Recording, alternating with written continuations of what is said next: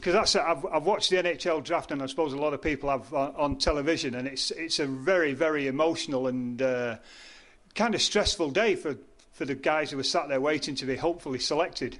Well, yeah, it's stressful if you make it stressful. I mean, I went into it not really caring too much. I mean, you care that you want to get drafted, but you can't let it affect you. So I just sat there, and luckily I went higher than I was supposed to go. So, but I could see how if you sat there for a while. But I'm a pretty cool, calm guy. If I dropped, I dropped, but I ended up going higher. So I was pretty happy about that.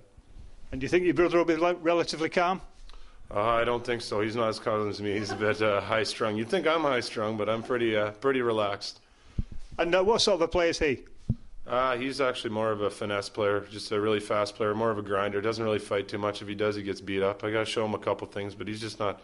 His brain just can't absorb the teachings I give him. He's just not a tough guy. He probably thinks the same about you with the finesse side of the game, though, yeah? Yeah, he would say that, but then I'd just punch him in the head, so it doesn't really matter. And what do Mum and Dad feel about their two sons playing professional ice hockey? Well, my brother plays, I think, 12 hours away from home, so they go once a month. They got to drive there, so I don't know if they're too happy about him being there. I think they might try to get him traded there pretty soon. Sorry, my dad. And my dad likes me playing over here. He came over here last year, and they like to visit. They like that I'm playing far away from home, or they get a vacation out of it, I think. So the further you go, the better then?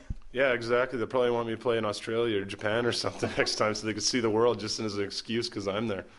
Well, you mentioned seeing the world. Of course, hockey is a sport that does actually give players the opportunity to travel. Oh, yeah. I mean, like, I would have never thought I'd be in England right now playing hockey. And then, you know, we get time off. I'm going to be going to either Barcelona and Prague next month when we get 3 days off. So it's great. You know, hockey's done so much, and it's great to see everything around the world just from one sport, just, you know, meeting all different people, especially like different players, different cultures, Finnish, Swedish, Norwegian, all these players I played with. And it's just neat to figure out where they come from and how they act. And while we're talking about international matters, of course, this weekend sees the NHL opening its season in London with the Anaheim Ducks, the reigning Stanley Cup champions, playing the LA Kings. Are you disappointed that you're not able to go and watch that in person? What are you talking about?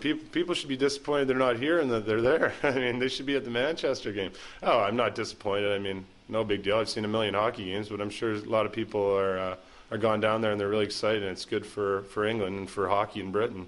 So I'm happy for that, but they should be here. I was going to say, is that the message that you'd like to put out to the people of Manchester, that the Phoenix is the happening thing these days? Yeah, don't go watch the Kings and the Ducks. Come watch the Phoenix and the Capitals. That's where it's at. Brett Cloutier, it's been an absolute pleasure talking to you. Thanks very much for joining us. Thanks a lot.